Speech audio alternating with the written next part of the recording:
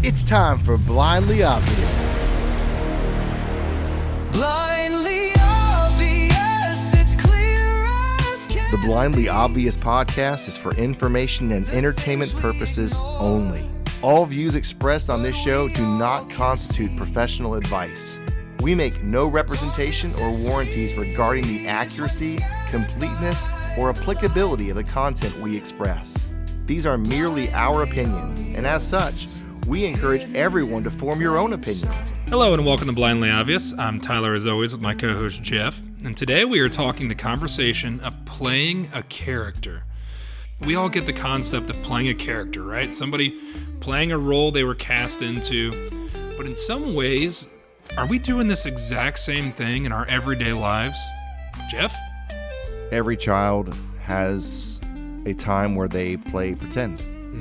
I pretended I was a race car driver, I was a police officer, or I was Lone Ranger in the Westerns. You know, I found some hero, or Superman. Loved to be Superman because he was invulnerable, but you pretended to be something that you were not. I'm just sitting here laughing because sometimes my wife and I will be walking around the house and I'll just start randomly talking in different accents.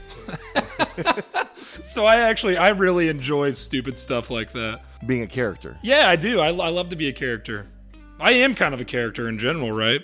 What's funny is when we went to Disney, my favorite thing about Disney was as we were going around the parks, I'm like pointing out to my mom and my wife about how I go, look at how perfectly all of these people are cast into these roles. Like, it's like we're walking around and experiencing a real life live play.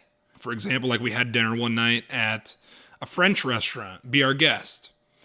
And everybody there is speaking in French accent. And like, it was just really cool to know that like, man, every last little detail here has been casted.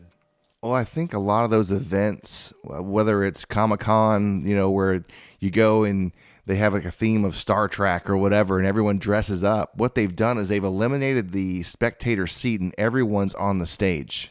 So everyone, even by you being there, not even in costume, you're still walking into and participating in the whole script. And they interact with you in a way that in a theater kind of situation. Sure.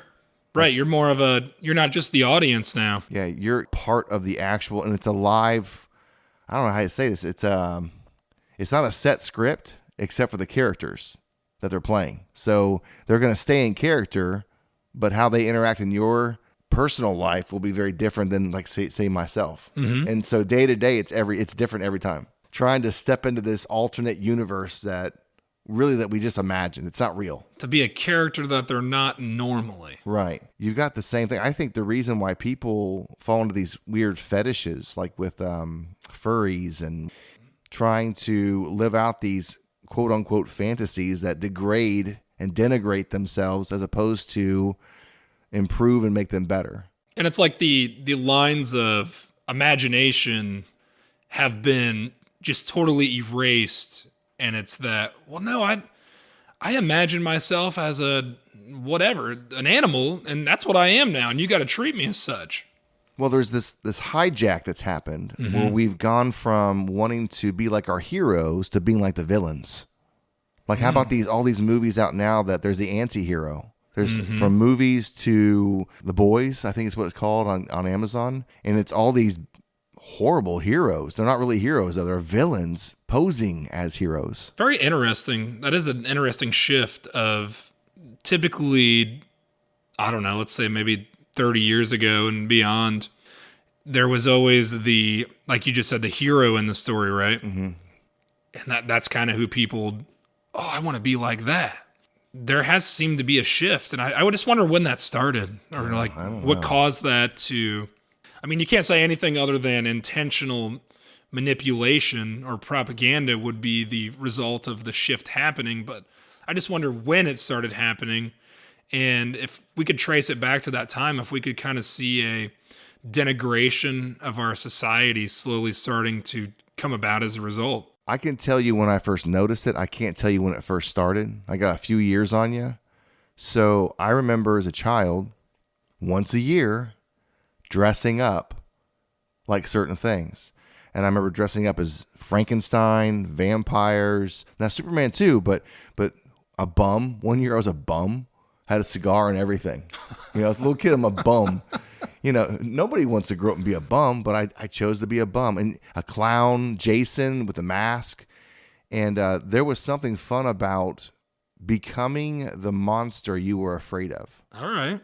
So others were afraid of you like you were afraid of that monster you imagined, if that makes sense. Sure. That's when I can think of when I began to fantasize about being the monster. All right. I don't know if that's where it started with Halloween or if it was some other time, but as a 5 or 6 year old, that's when I can think of. And then when you kind of look up the ancient origins and practices of said holiday, you're kind of like, they've been doing that a long time. Yeah, because you were dressing up like the dead, right? You know. So as much as it may be, I guess I say that to say, as much as it may be new to us, same old. Is it just the same old historical repeat pattern over and over again? It's dressed up paganism. That's what it is. Man. Yeah. But we've all been guilty, and maybe some ways still are guilty of partaking in those practices. I think it's so hard because we're like, okay, when I was a kid, my parents put on a haunted house. Okay. And so we'd allow everyone in the neighborhood who wanted to come through to walk through our haunted house that we created, and we were the characters scaring everybody. So it's honestly, it was probably fun. Oh, it was. Yeah. I mean, people said you could charge admission for this. And it was just free. And y'all are like, we just get enough thrill out of doing it. Yeah. We're good. We had so much fun scaring people. I mean, there was more candy that we found inside the house that people dropped than we gave out. You know, it's like you got candy at the very end. Cycle that back for next year. What was hard for me to separate was from Halloween. We don't celebrate Halloween at my house, but I have such fond memories. So you have a hard time separating from your nostalgia and your lack of continuing the practices you once partook in. Well, knowing what it is, its origin is, and what it glorifies, I hate. But because there's so few memories I have of when my family got along and we were together and doing things that were productive. Well, I can't say productive, but we weren't fighting each other. Yeah, everybody was like enjoying themselves in a shared experience. Yeah, it was a good time, and so there's some nostalgia there. There's some fond memory there, and so it's hard for me to parse it. In fact, my younger brother, he still does it, even though he knows the background to it.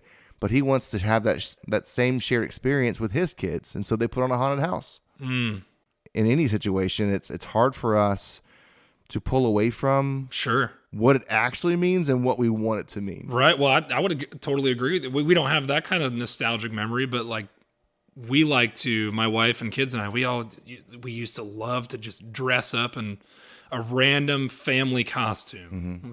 We just always loved it. Then when you start to read like I said just a minute ago, the origins and the practices of this and the things that this can open doors to spiritually in your life. Not saying it will, saying the things it can. Yeah, can. Is it worth the risk? And for me, I say no. But I'm not everybody, so I get the differing opinions on the subject. I just... I had to ask myself ultimately, like, how does this in any way, shape, or form glorify God? Like, if I really enjoyed just putting on the costume, for example, like, hey, we could dress up and take a group picture all dressed up as a random family costume at any point in time in the year. And be like, hey, here we are dressed up as the, you know what I mean, whatever it may be. Versus... what are we celebrating out here? We're going out, we're celebrating, by us consenting and partaking in this festivity, we're potentially opening ourselves up to something we want no part of. As a pastor, I'm around a lot of people with a lot of differing practices and thoughts, right? And so as it pertains to this subject, I don't sit there in judgment and condemnation as I look at people who celebrate Halloween when I don't. I remember a day when I didn't understand what I do now. And so I'm convinced if they knew, they would feel the same way. But and even if I tell them right now, they're going, oh, I don't know if I believe that, blah, blah, blah, And so if that's not the place you're in, you're not going to hear it. Right. And so it's like it's one of those things where it's I conscientiously can't participate and engage in that cultural practice, but I don't stand in judgment of those who do. Well, I think there's a huge difference in oblivious ignorance and just simply, I genuinely didn't know. You know what? I did know. God did put that conviction on my heart, and I just chose to ignore it. Those are two different things, right? Yeah. You're going to be accountable for what you know and choose not to acknowledge versus maybe be protected from what you didn't know so you couldn't acknowledge. I hate to say it, but sometimes we treat the Holy Spirit in our life like a fly, like shoo fly, don't bother me. Yeah, like, hey, shh, get out of here. Yeah. I hear you whispering in my ear, but I don't want to hear that. We've all been guilty of that, and unfortunately, and hopefully as you age and mature, you come out of that. So Sure. And in terms of playing a character, yeah.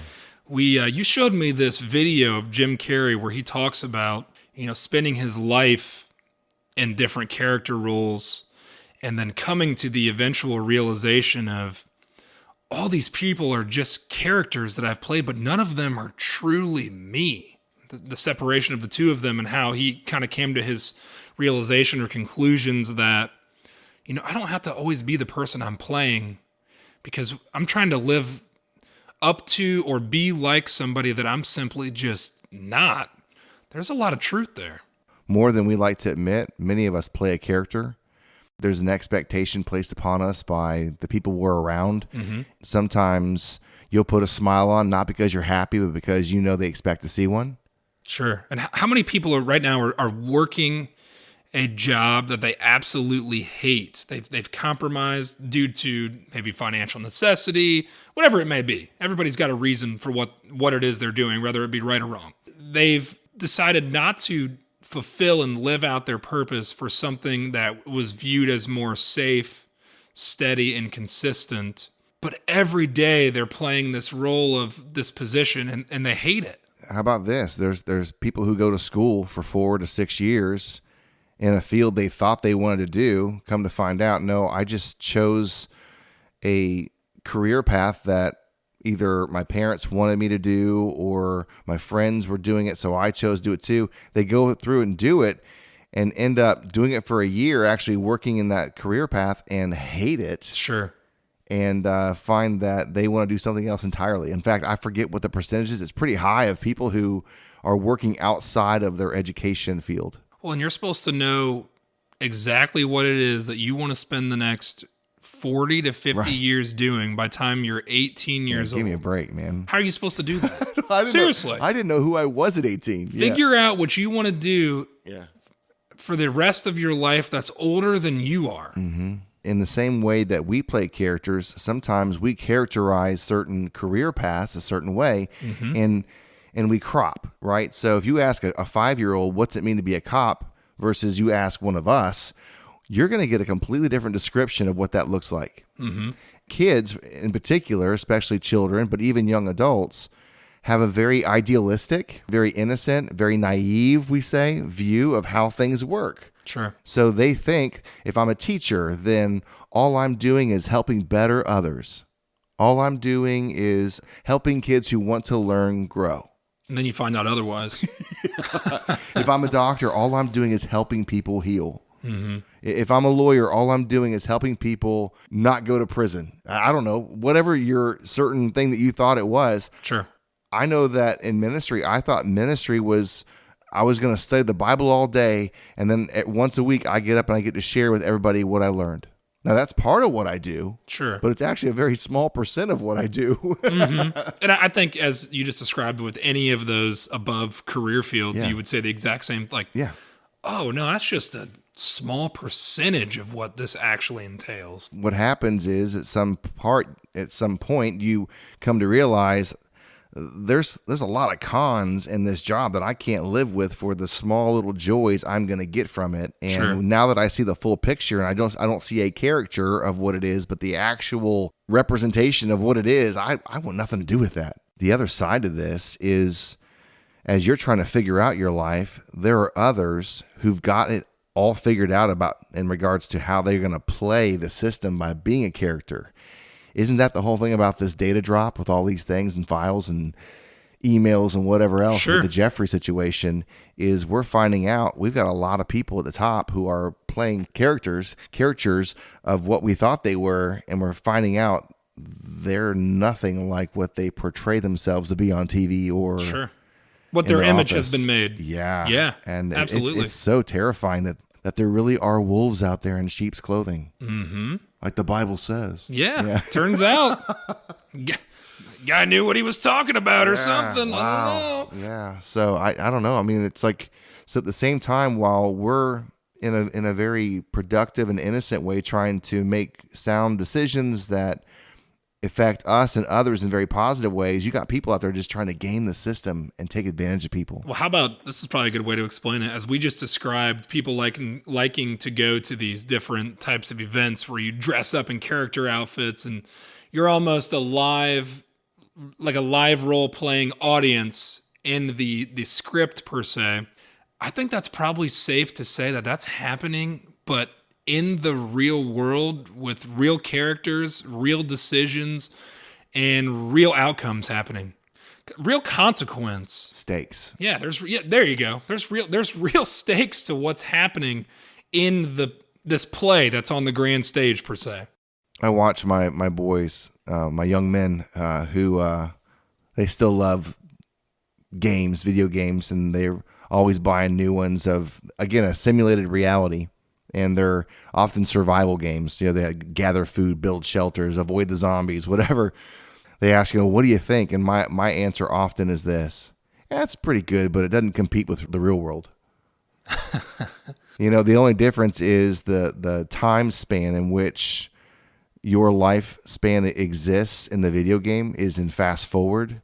So like you got to hurry up and gather supplies and you don't live very long, as opposed to in real life, it takes time to acquire wealth and to build your home and to make a home, to find your spouse. All those things is it takes a lot more time and work and effort and methodical thought as opposed to stepping into a reality that somebody else made where you just engage and parameters are set and you just exist and try and thrive. Sure. On a very small level. I think level. what's also interesting, though, to some extent, is in that programming. Those games, those type of games, seem to be the most popular. Even back when I was your son's age, those always seem to be the most popular video games. I mean, many of my friends also played them, and it's fascinating to me that is always what's desired by young men. I guess I don't know so much that young ladies play those games. Maybe they do, but young men desire to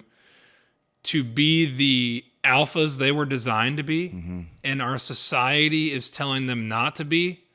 So they've almost, in some ways, like moved it to a simulated reality to satisfy the natural desires of what they should be doing in actual reality. Well, that's deep. Yeah. So in other words, the man that society says you must suppress, video games are the only place they can express it. Mm-hmm. That's crazy. But yeah, I think that's an accurate statement. Mm-hmm. That's what men should be doing. They should be establishing their household. They should be leading their household. They should be, like you just said, building with their wives in marriage, building their homes, establishing themselves, building wealth for generations. In life, you get resistance from all kinds of fronts. In the video game, it's usually just like this one opposing force, zombies or the enemy or whatever it is, and it's kind of predictable. Best case scenario is, okay, you die in the video game, you hit reset and start again. Yeah, it doesn't work that way in life. Yes, you can start over, but man, is that grueling or what? If you've ever been in bankruptcy or made a very bad decision and it landed you with a prison sentence, and now you got a record. Yeah, it certainly is not as easy as just clicking the reset button. Right. Absolutely. Right. So the stakes in life are much higher, and like you said, consequences, and most people, the sad part is, can't cope, and that's why they're on medication or they do the extreme thing where they end their life. And sure, it's heartbreaking. And then all that being said, I think you can make a fair argument that, as you just described with these files coming out, there are a group or groups of people who are actively conspiring against people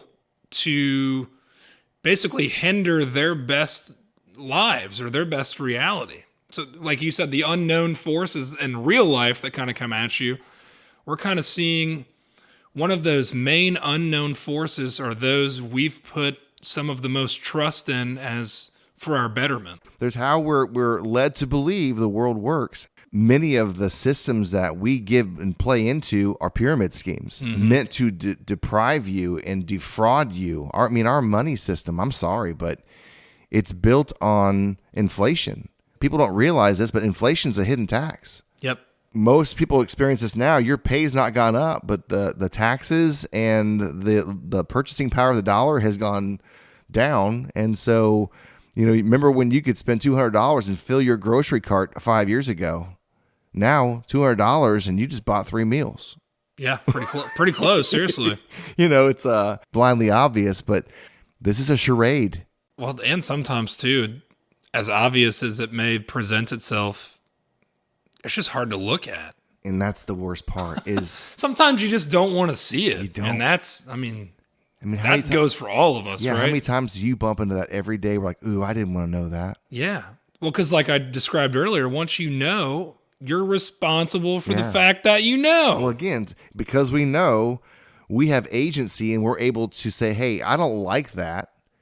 And I'm going to do everything within my power. It may not be very much, but everything in my power to change that outcome. And sometimes that's an easy excuse to give ourselves, right? Is to say, well, that could be true, but what am I going to do about it? One of my frustrations, I go out of my way to pour into leaders, people who are going to influence more than just themselves. I keep bumping into leaders who shrink back into a 5-year-old child and go, but what can I do about it? That's where you man up, implement the needed change. Sure. Not playing a character, leaning into who you truly are, who God made you to be, and stand up and step up. Well, and Jim Carrey he says in this video, he says how fear is going to be a player in everyone's life, but you get to decide how big of a player it will be. Again, and the cosplay, imagined Disneyland kind of version that most people live in, the world they choose to engage with every day has very little risk. Not because it doesn't, but in the cartoon world that they're leaning into, they pretend they have less risk. What people don't realize is when you refuse to look behind the curtain, when you refuse to acknowledge what is, and you only will repeat the mantra of what you've been told because it's too unbearable to acknowledge the truth. Here's what happens. Not only will you suffer, but the people who are entrusted to your care will suffer too. And that is, I would argue, this is why you see so many marriages and so many families and so many children being destroyed today, is because you got people not accepting the agency, the capacity, the responsibility that God gave them. Instead, they choose to be a child, an adult child who has voting rights. So we're listening in many ways more often to man than we are to God. Absolutely. Yeah, I think that's a very fair assessment. And so the very same people that we just described who are predatory, preying upon us, are giving us an illusion that we must believe in order for them to continue to take advantage of us, right? Well, and we feed into it and allow it to grow by allowing it to happen. I'll give you a great example. Super Bowl. You got a fake war of two opposing sides. It's a fake war. Yep, that are the same.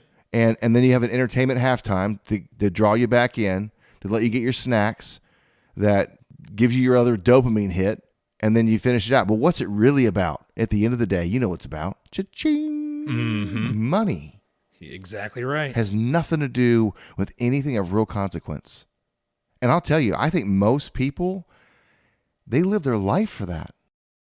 Yeah. When's the next hit? And here's the scariest part.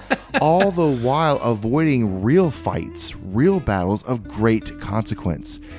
Those battles are being waged with no opposing force. Exactly right. Well, it's because, as we just described here, it's easier to fight about these stupid, insignificant things because you can fight about them all day long behind your screen but in totality, they literally make zero difference to anything. Like, who cares if you like Bad Bunny and hate Kid Rock, or hate Bad Bunny and love Kid Rock? It makes no difference. While you're distracted by the show, those over us who are feeding you an illusion are preying on you and stealing from you and taking from you everything that you love and cherish. And you're not even fighting back.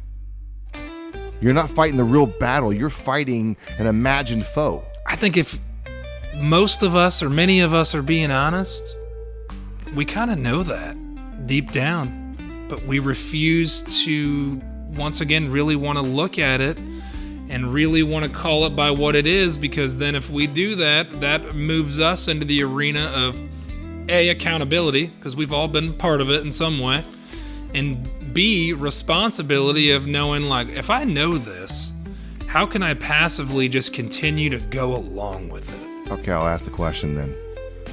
Everyone can answer this. You're doing one or the other. Are you playing the character you were raised by this world to fill and play on the stage? Mm-hmm. Or are you living into the purpose and the person God made you to be? Because they are not the same. No, they're not. This has been Blindly Obvious. You can visit our website at www.blindlyobvious.com, where you can catch up on past episodes as well as learn a little bit about us. We are so happy that you're here and hope these are just the conversations you've been looking for. Peace, love, and God bless. If you like what you've heard, please subscribe and share the word. And remember, eyes mean nothing if the mind is blind.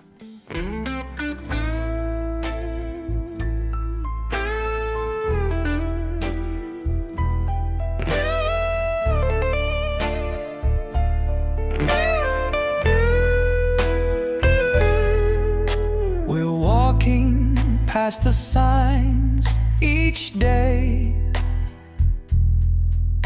in little things missed along the way,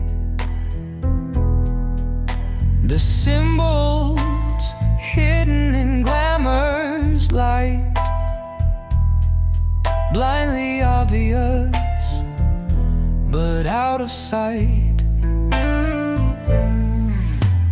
Misdirection, the magician's lie, a trick so good you don't ask why. The truth, it sits with open arms, but we fool ourselves with deception's charm. Blindly obvious, it's clear as can be, the things we ignore, but we all can see. Darkness, it flees when scattered by the light. Blindly obvious, hidden in plain sight. We don't believe what's on display. We cover the truth and look away. The mirror reflects, but we close our eyes, blind to the faces screaming beautiful lies.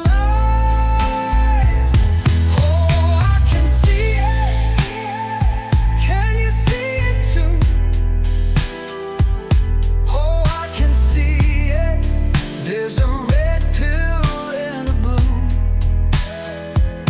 Oh, I can see it. Can you see it too? Oh, I can see it. The roads lead back to you.